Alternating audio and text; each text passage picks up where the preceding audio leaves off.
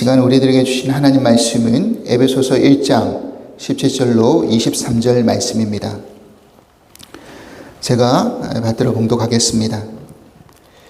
우리 주 예수 그리스도의 하나님 영광의 아버지께서 지혜와 계시의 영을 너희에게 주사 하나님을 알게 하시고 너희 마음의 눈을 밝히사 그의 부르심의 소망이 무엇이며 성도 안에서 그 기업의 영광의 풍성함이 무엇이며 그의 힘의 위력으로 역사하심을 따라 믿는 우리에게 베푸신 능력의 지극히 크심이 어떠한 것을 너희로 알게 하시기를 구하노라. 그의 능력이 그리스도 안에서 역사하사 죽은 자들 가운데서 다시 살리시고 하늘에서 자기의 오른편에 앉히사 모든 통치와 권세와 능력과 주권과 이 세상뿐 아니라 오는 세상에 일컫는 모든 이름 위에 뛰어나게 하시고 또 만물을 그 발 아래 복종하게 하시고 그를 만물 위에 교회의 머리로 삼으셨느니라.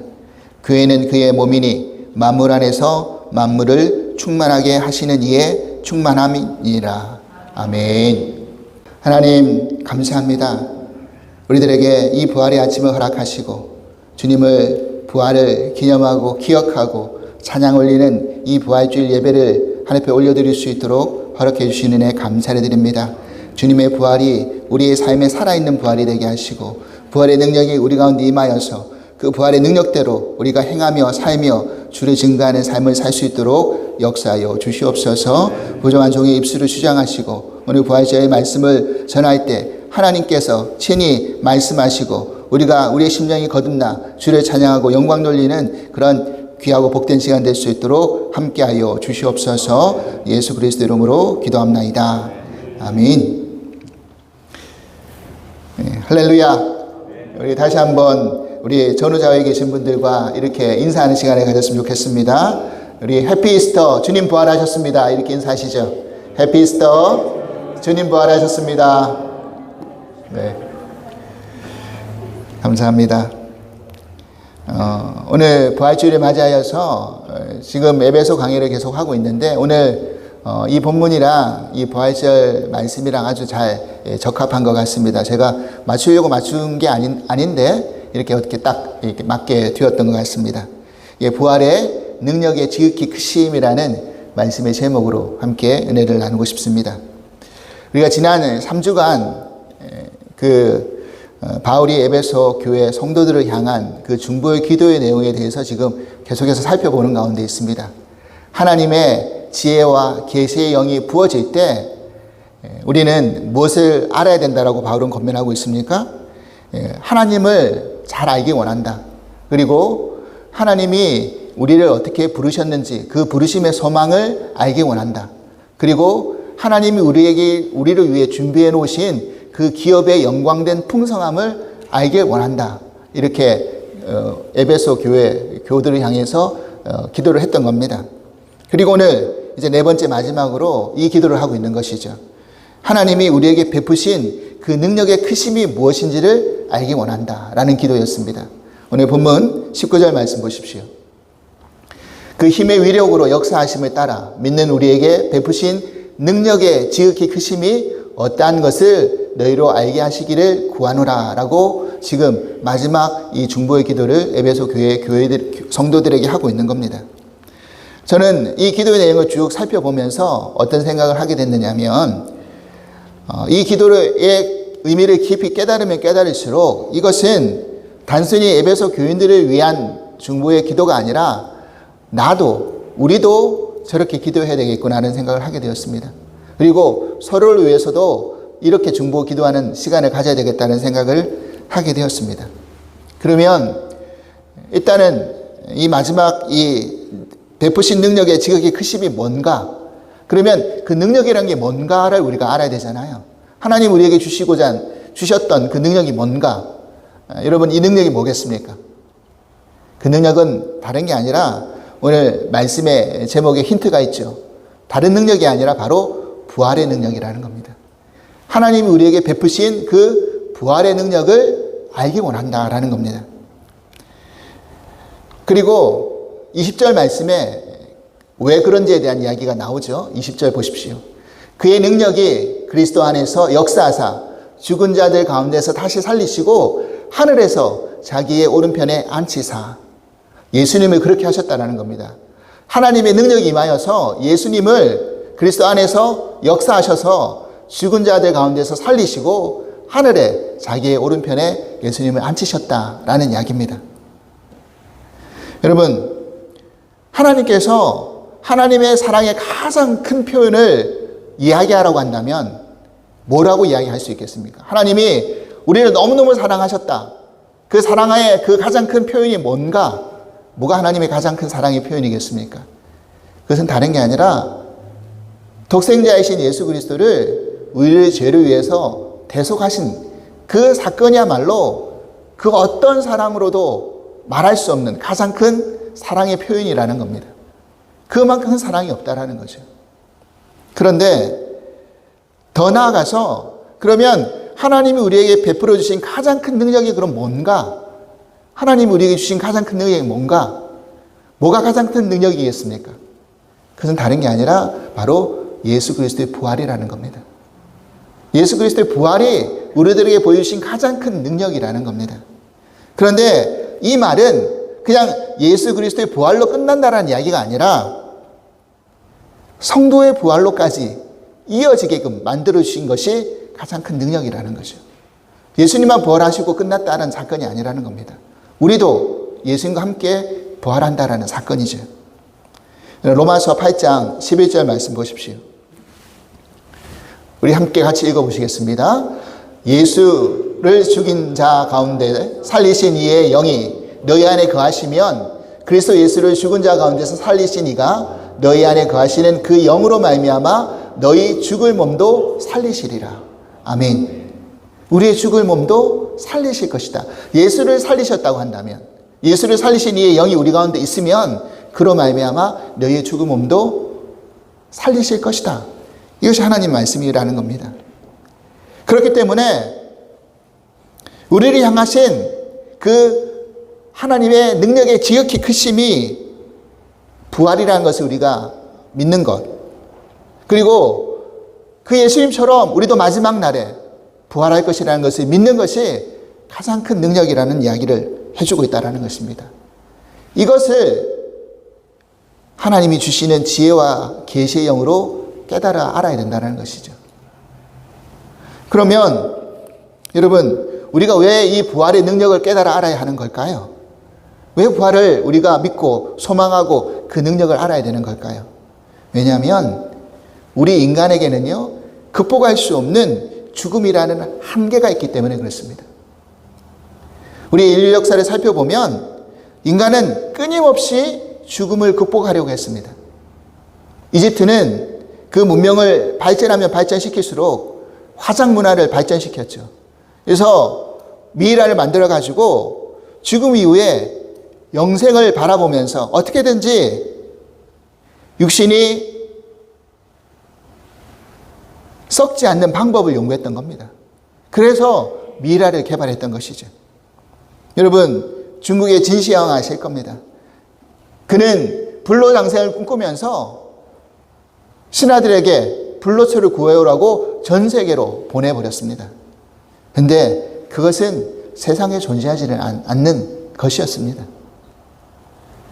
아무리 과학이 발달해도, 그리고 지금 과학이 너무너무 발전했기 때문에 우리의 수명이 예전보다는 비약적으로 늘어서 이제는 100세의 인생이라는 이야기를 하고 있지만, 하지만 하나님이 태초에 만들어 놓으셔서 살게 하셨던 아담보다도 우리는 살 수 없는 존재라는 것입니다.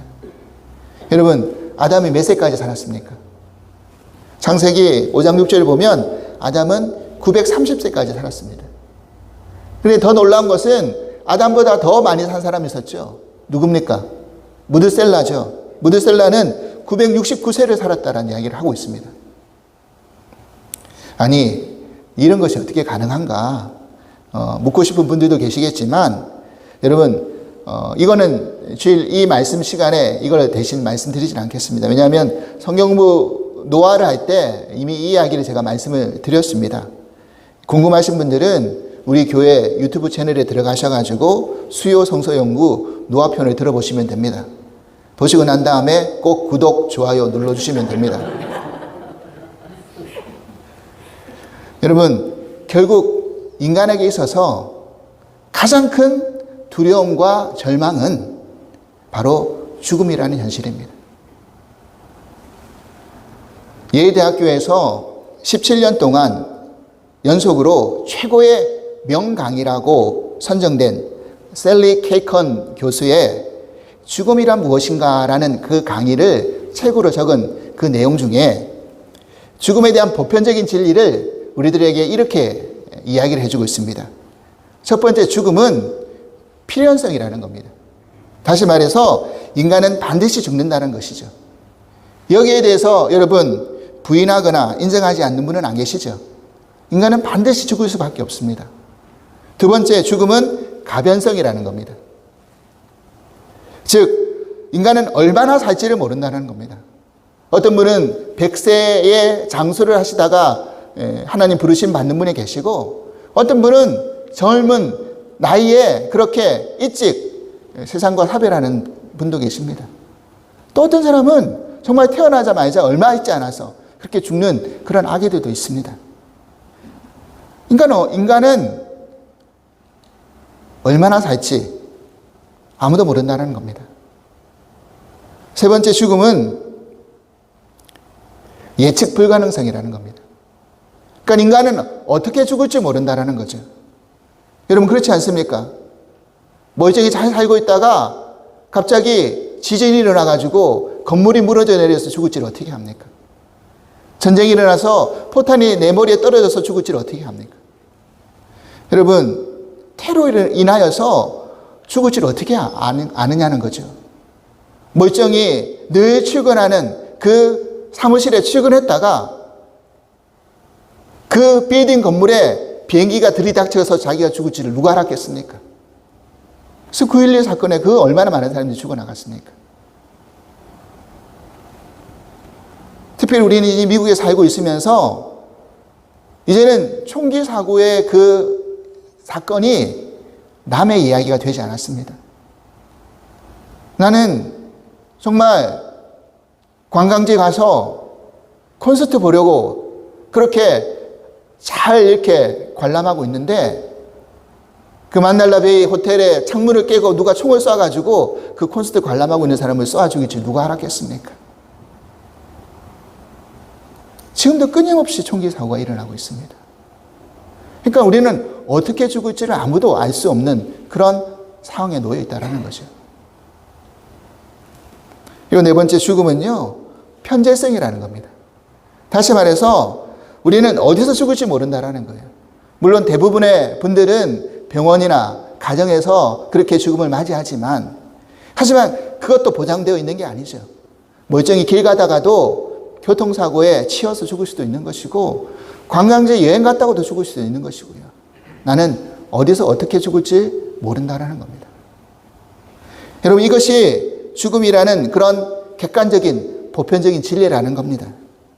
그래서 우리는 이것을 너무너무 잘 알고는 있지만, 그럼에도 불구하고 우리는 어떤 생각을 하느냐면, 그래도 우리는 조금만 더 오래 건강하게 살다가 죽었으면 좋겠다. 그리고 아무 문제 없이 편안히 살다가 우리의 생을 마감했으면 좋겠다. 라는 것이 우리들의 바람입니다. 죽음 준비 교육의 그 선구자 역할을 했던 스위스의 엘리자베스 퀴블러 로스라는 그 박사님이 자신의 저서 죽음과 죽어감이라는 책에서 본인이 직접 호스피스 병동에서 그렇게 어떤 극단적인 어떤 슬픔을 맞이하는 그 죽음의 마지막 시한부 인생을 보내는 분들을 이렇게 쭉 관찰하다가 그분들이 어떻게 반응을 보이는지에 대해서 이렇게 정리를 했다고 합니다. 다음 그림을 좀 보여주십시오. 그래서 보통 보니까 사람들이 보편적으로 5가지의 반응을 보이더라는 거예요. 6가지의 반응을 보이더라는 겁니다.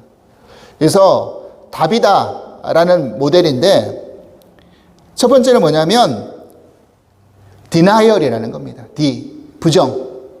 그러니까 내가 의사에 가서 당신 지금 암이 걸려서 몇 개월 못 살겠습니다라는 통보를 받으면 처음에는 누구나 부정한다는 거예요. 아니, 당신 잘못 진단한 것 같은데요? 실수할 수도 있을 것 같은데요? 하면서 다른 병원에 또 찾아가서 물어본다는 거죠. 나는 내가 죽겠다라는, 죽음이라는 사실을 받아들이지 못한다는, 부정한다는 거예요. 그러다가 동일한 결과가 나오면 두 번째 단계가 뭐냐면 앵거, 분노라는 거예요. 아니, 내가 왜 죽어야 돼? 나보다 못된 짓 하고 그렇게 떵떵거리고 잘 사는 사람들이 얼마나 많은데, 저 악인들이 먼저 죽어야 되는 거 아니야? 내가 왜 먼저 죽어야 되지? 라고 분노를 쏟아내기 시작한다는 겁니다. 그러면서 이제 혼자말로 타협을 하다가 그 다음 단계가 뭐냐면 대화하고 타협하기 시작한다는 것입니다.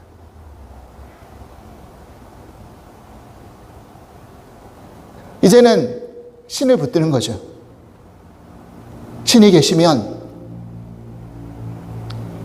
내 딸이 내년 시집 가는데 그때까지 좀 제가 살면 안 되겠습니까?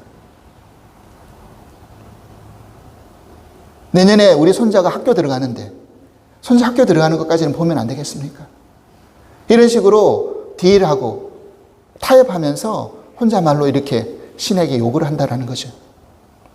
그런데 결국에는 그 어떤 것도 내 힘으로 연장하거나 그것을 할 수 없다라는 것을 깨달았을 때는 자기의 당한 현실에 이제 우울에 빠진다라는 것입니다. 디프레션 된다라는 거죠. 나는 이렇게 결국 죽는구나. 어떻게 할 수 없구나. 그렇게 이제 마지막 단계는 뭐냐면 이제 받아들인다는 거죠. 인정하게 된다는 거예요. 결국 죽음을 받아들인다는 거예요. 이것이 보편적인 사람들이 죽음을 맞이하는 그런 반응과 단계라는 이야기를 합니다. 그런데 알프스 데칸이라는 그 독일의 학자가 비슷한 이 임상실험을 하면서 죽음을 준비하는 사람들의 그런 삶의 여정을 쭉 따라가다 보니 저 단계만 있는 게 아니라 그 다음 마지막 6번째 단계를 가지는 사람이 있더라는 거예요. 저기서 끝나는 게 아니라 그 다음 단계로 나아가는 사람들이 있더라는 겁니다. 그 다음 단계가 뭔가? 바로 소망이라는 겁니다. 소망. 근데 이 사람들은 왜 소망을 가지는가? 알고 보니까 대부분 이 사람들은 하나님을 믿는 사람들이라는 거죠. 하나님 믿게 되니까 우리는 이 죽음이라는 게 끝이 아니다. 죽음 너머에 하나님 준비하신 그 영광된 기업에 다른 하나님의 천국의 세계가 있다라는 것을 믿는 거죠. 그리고 더 나아가서 참된 부활의 소망을 믿는 거죠. 그러니까 우울하거나 인정하면서 좌절하는 게 아니라 그 다음 단계, 소망의 단계로 나아간다라는 이야기를 합니다. 여러분, 우리가 믿음의 차원에서 보면 죽음이라는 것은 우리 삶 속에서 은혜의식을 회복시켜 줍니다. 여러분, 은혜의식이라는 건 뭡니까? 지금 현재 내가 누리고 있는 것, 내가 가지고 있는 것, 내 주변에 있는 모든 것은 나의 힘으로가 아니라 하나님께서 허락하셔서 내게 주신 선물임을 깨닫는 것이 은혜의식 아닙니까? 이 은혜의식이 사라지면 하나님은 사라지고 오직 나 자신밖에 안 남는 겁니다. 모든 것을 은혜로 받아들이면 감격과 감사인데 그렇지 않으면 불평과 원망밖에 없다라는 겁니다. 그래서 현재 우리가 이 시간 살아있는 것조차도 감사할 수밖에 없고 감격할 수밖에 없다라는 겁니다. 건강을 은혜로 받아들일 때 내가 오늘 다른 사람에게 부축받지 않고 걸어갈 수 있는 것도 참 은혜구나. 감사하는 거죠. 여러분, 그렇기 때문에 우리의 은혜의식은 우리의 삶을 넉넉하게 풍성하게 만드는 겁니다. 근데 이 은혜의식을 잃어버리고 그 은혜의식이 사라지면 당연의식에 붙들려 있으면 우리의 삶은 삭막하고 황량해지는 거죠. 피폐해지는 겁니다. 심령이 메말라갈 수밖에 없다는 겁니다. 사랑하는 여러분, 가만히 생각해 보면, 정말 깨닫고 보면 우리는 그 은혜로 말미암아 이미 부활을 경험한 사람들입니다. 여러분 그렇지 않습니까? 바울이 오늘 기도할 때 뭐라고 기도했느냐면 베푸신 능력이라고 과거형 동사를 사용했어요. 베푸실 능력이 아니라 우리에게 베푸신 능력이라고 했습니다. 여러분, 하나님께서 예수님을 이미 부활시키셨어요. 베풀어 주셨어요. 그리고 그 예수님을 믿으면 우리는 어떻게 되는 겁니까? 우리도 부활의 경험을 안고 살아가는 겁니다. 왜 그럴까요? 에베소서 2장 1절에서 5절 말씀 보십시오. 우리 같이 한번 읽어보겠습니다. 시작. 그는 허물과 죄로 죽었던 너희를 살리셨도다. 그때 너희는 그 가운데 행하여 이 세상 풍조를 따르고 공중의 권세 잡은 자를 따랐으니 곧 지금 불순종의 아들들 가운데 역사하는 영이라. 다음 구절요. 전에는 우리도 다 그 가운데서 우리의 육체의 욕심을 따라 지내며 육체와 마음에 원하는 것을 하여 다른 이들과 같이 본질상 진노의 자녀이었더니 그 일이 풍성하신 하나님이 우리를 사랑하신 그 큰 사랑을 인하여 허물로 죽은 우리를 그리스도와 함께 살리셨고 너희는 은혜로 구원을 받은 것이라. 아멘. 여러분, 우리가 예수를 믿기 전에는 어떤 상태였다고요? 허물과 죄로 죽은 상태였다는 겁니다. 이미 허물과 죄로 죽어 있었어요, 우리는. 그런데 예수 그리스도를 믿음으로 말미암아 그 허물과 죄에서 우리가 살아남을 받았다는 겁니다. 그죠? 우리가 허물과 죄로 죽었을 상태였을 때는 어떤 삶이라고 이야기했습니까? 공중권세, 불순종 아들 가운데 역사하는 영, 그 사단에 붙들려서 그 사단을 따르는 삶을 살았고 또 육체의 욕심에 따라서 우리 마음에 원하는 대로 그렇게 행하며 살았던 본질상 진노의 자녀들이었습니다. 그런데 하나님의 그 긍휼의 풍성하신 사랑으로 인하여서 허물로 죽었던 우리를 그리스도와 함께 살리셨다. 이것이 너희는 은혜로 구원을 받은 것이다 라고 우리들에게 설명해 주고 있는 것입니다. 그래서 우리는 구원받은 거예요, 이미. 부활의 경험을 했다라는 겁니다. 1차적으로 우리는 다 부활을 다 경험했다라는 겁니다. 예수를 믿는 순간 죽었던, 허물과 죄로 죽었던 우리가 다시 살아났으니까 말이죠. 그런데 여기서 끝이 아니라는 겁니다. 그 다음에 뭔가, 에베소서 2장 6절 말씀 보십시오. 또 함께 일으키사 그리스도 예수 안에서 함께 하늘에 앉히시니 그랬어요. 1차적으로 우리가 죽어있던, 죄와 허물로 죽어있던 우리를 살리셨을 뿐만 아니라 우리가 그 예수 그리스도를 믿고 죽으면 어떻게 된다는 이야기입니까? 주님이 오시는 날 우리가 다시 우리를 일으키시고 그리스도 예수 안에서 함께 하늘에 앉으신다. 그렇게 말씀해 주셨어요. 여러분 이 사실을 믿으십니까? 자신 있게 아멘 안 하신 분들이 계시잖아요. 여러분 안타깝게도요. 교회를 다니시면서 이 부활을 믿지 못하시는 분들이 계세요. 제가 예전에 섬겼던 교회에 제가 직접 경험하지는 않았지만 제가 가니까 그 교회 굉장히 박사님들이 모이는 교회로 유명한 교회였습니다. 그래서 목사님이 처음 부임하고 얼마 있지 않아서 본인이 경험했던 그 경험에 대해서 저한테 이야기를 해주시더라고요. 부활절날 예배드리고 말씀을 전하고 있는데 저 뒤에 앉아 계신 장로님이 갑자기 손을 드시더라는 겁니다. 목사님 할 말이 있습니다. 그래서 갑자기 목사님이 설교 시간에 누가 손 들고 이야기하겠다 하니까 당황해서 예 무슨 말씀입니까? 한번 해보십시오 라고 하니까 그분이 뭐라고 이야기하냐면 장로님이신데 목사님 저는 목사님이 지금 설교하시고 있는 그 부활 믿지는 않습니다. 그러더라는 거예요.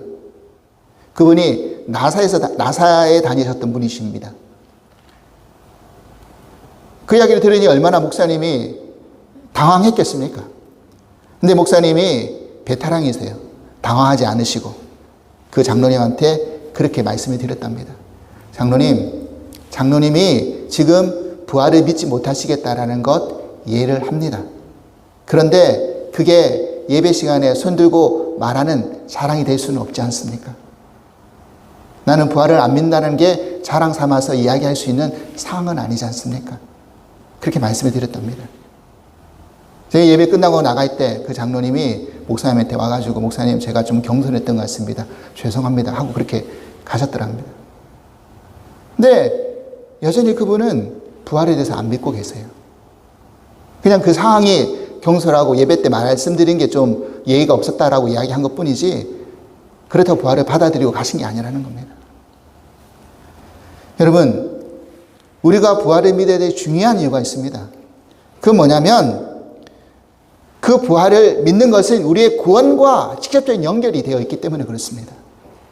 성경 로마서 4장 25절 말씀 보십시오. 우리 같이 읽겠습니다. 예수는 우리가 범죄한 것 때문에 내줌이 되고 또한 우리를 의롭게 하시기 위하여 살아나셨느니라. 여러분, 우리가 의롭게 되기 위해서 예수님이 살아나셨다라고 합니다. 우리의 의로움을 위해서, 우리를 의롭게 하기 위해서 예수님이 다시 부활하신 거예요. 여러분, 그렇기 때문에 만약 예수님께서 십자가에 그냥 머물러 계시고 무덤 속에 그냥 머물러 계셨다고 한다면 죄인을 향한 하나님의 그 구원의 완성이 이루어지지 않는 것입니다. 로마서 10장 9절 말씀 보십시오.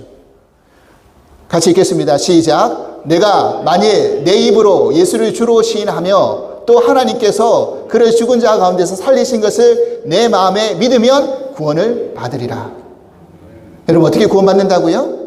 먼저는 1차적으로는 입으로 예수를 주라 시인해야 되는 것이고 1차적인 것이고요.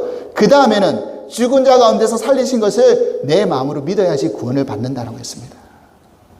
이런 구원을 믿지 않으면 구원을 받지 못하는 거예요.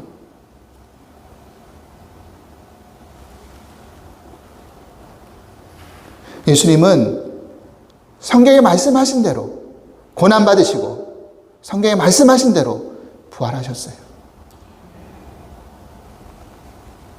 히브리서 7장 25절 말씀 보십시오. 그러므로 자기를 힘입어 하나님께 나가는 자들을 온전히 구원하실 수 있으니 이는 그가 항상 살아계셔서 그들을 위하여 간구하심이라 그랬습니다. 예수님은 항상 살아계셔서 우리를 위해서 간구해 주십니다.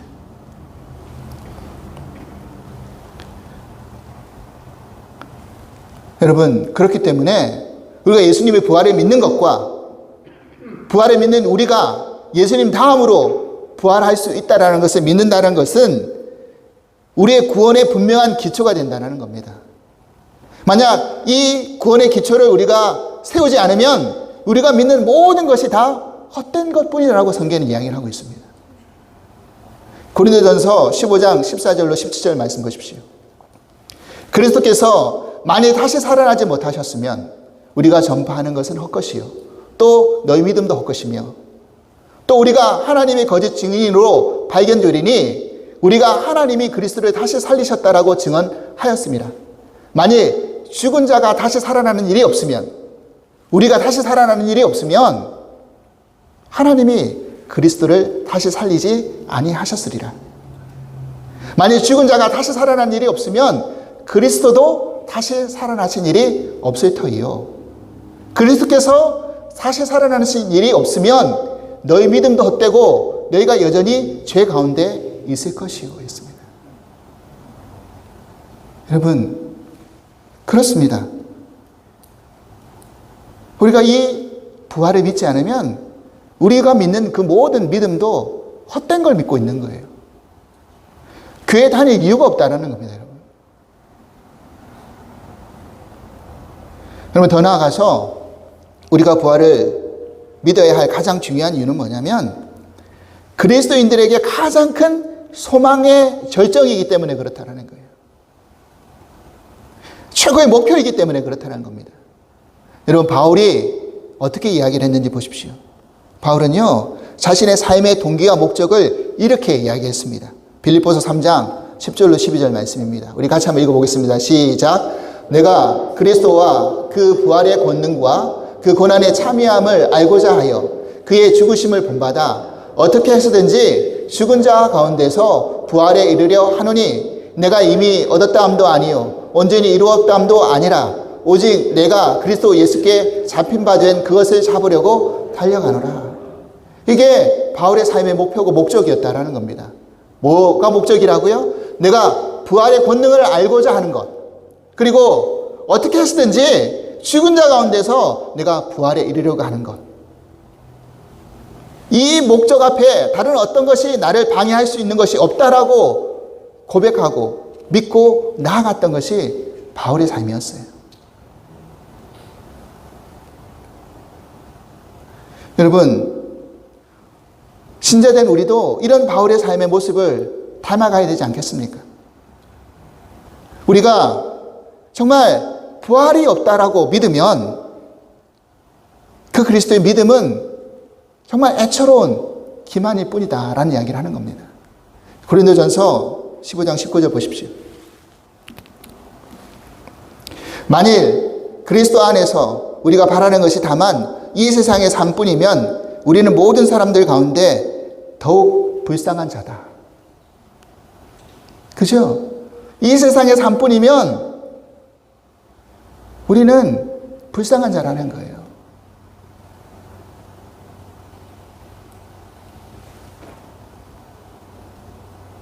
여러분, 그렇습니다.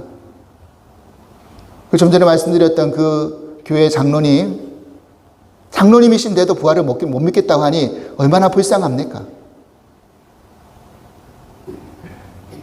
제가 그 장로님의 성함을 말씀드리지는 않지만 제가 목회하는 동안 그 장로님 자꾸 저에게 이 부활절에 예화가 되실 거예요. 그러신 분은.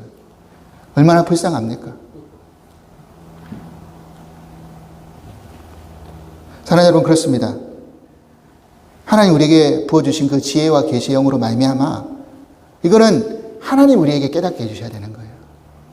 부활을 내가 믿겠습니다라고 믿는 게 아니라 하나님이 우리에게 그 지혜와 계시의 영을 부어주셔서 우리에게 베풀어 주신 그 지극히 능력의 크심, 그 부활의 능력이 어떤 것인지를 알아야 된다라고 바울이 기도하고 있는 겁니다. 우리도 기도해야 되는 것이고요.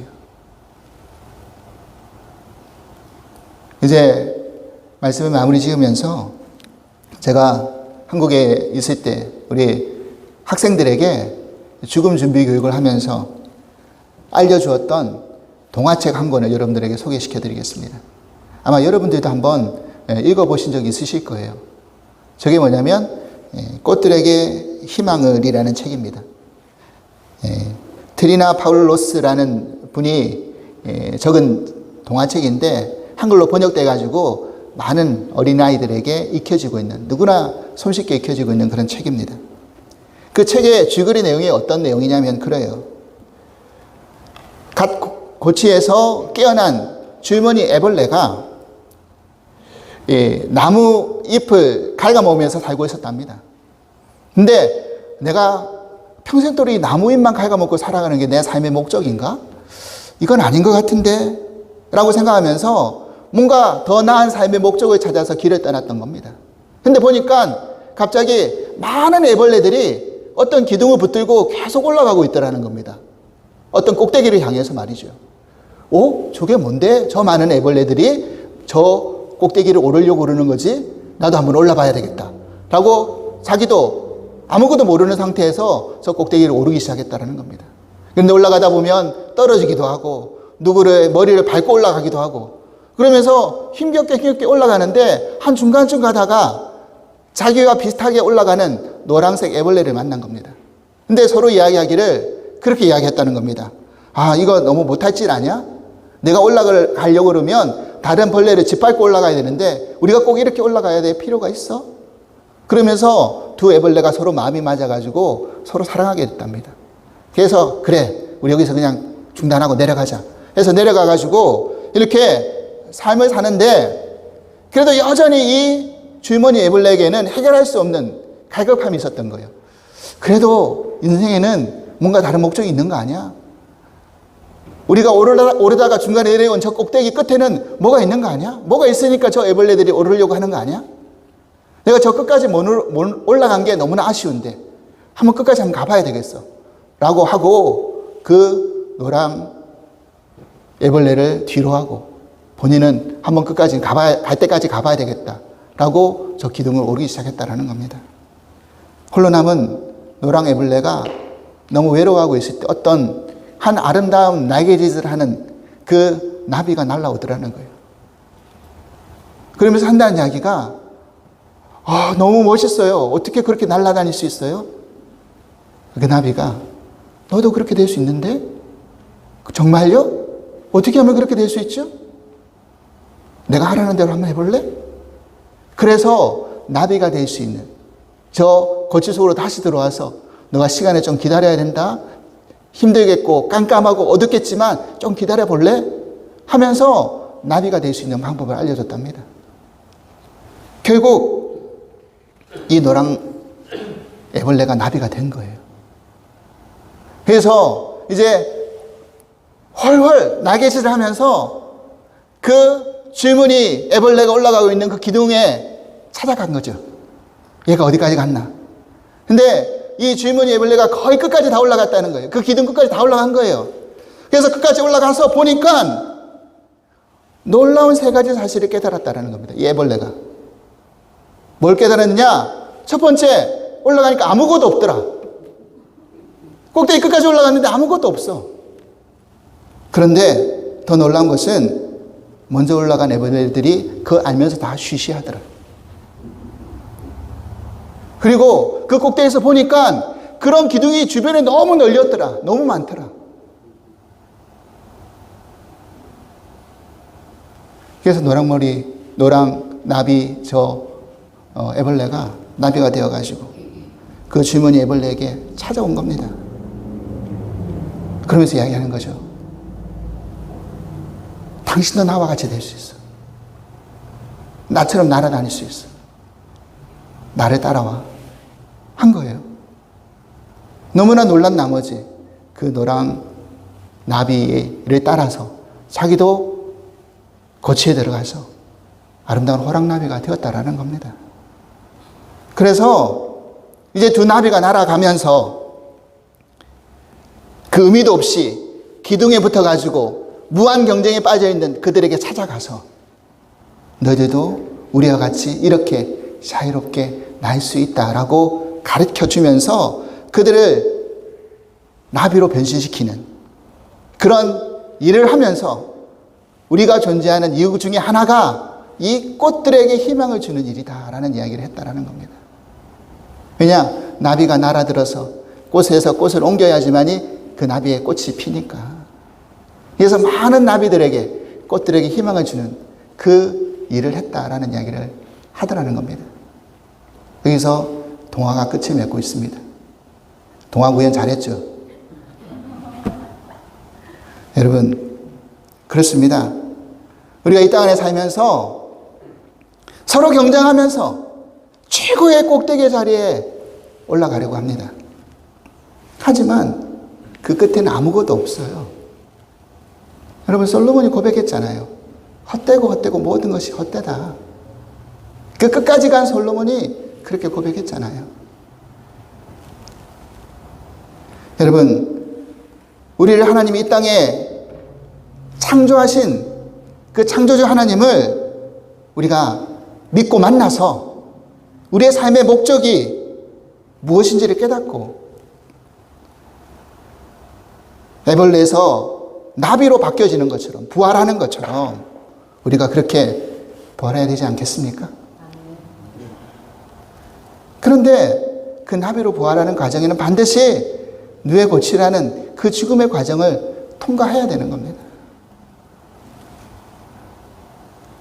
그리고 마침내 나비로 부활하여서 누군가의 희망이 되어주는 거죠. 내가 먼저 부활하고 누군가의 희망이 되기 위한 부활이 되어야 되는 거겠죠. 나비가 없으면 꽃들이 필 수 없기 때문에 그렇습니다. 주님 부활하셨습니다. 그리고 그 부활하신 주님을 우리가 믿음으로 우리의 죄와 허물에서도 죽었던 우리도 부활했습니다. 그리고 그 부활을 믿고 가는 우리 모두는 마지막 날에 주님이 우리와 함께 살아나셔서 일으키시고 신령한 몸으로 하나님의 나라의 영광된 자리에 앉아 있을 줄 믿습니다. 그 시간이 이르를 때까지 거듭난 우리들이 이 땅에서 나도 누군가의 부활로 인도하는, 그 나비가 나비를 인도하듯이 그 희망을 전해주는 삶을 살아가실 수 있는 저와 여러분이 될 수 있기를 주님으로 간절히 축원합니다. 하나님 감사합니다. 우리들에게 참된 부활의 소망을 허락하시고, 하나님 주님이 부활하셨고 그 주님의 부활을 믿고 살아가는 우리 모두에게도 그 부활을 허락하시고 하나님의 나라의 그 자리에 우리를 앉혀주시겠다라고 약속해 주셨으니 참으로 감사를 드립니다. 이제는 그 부활을 믿고 그 부활의 능력을 따라서 이 땅 안에서 그 부활의 소망을 전하며 그 희망을 나누는 삶을 살아갈 수 있는 저희 모두가 될 수 있도록 축복하여 주시옵소서. 감사하며 예수 그리스도 이름으로 기도합나이다. 아멘.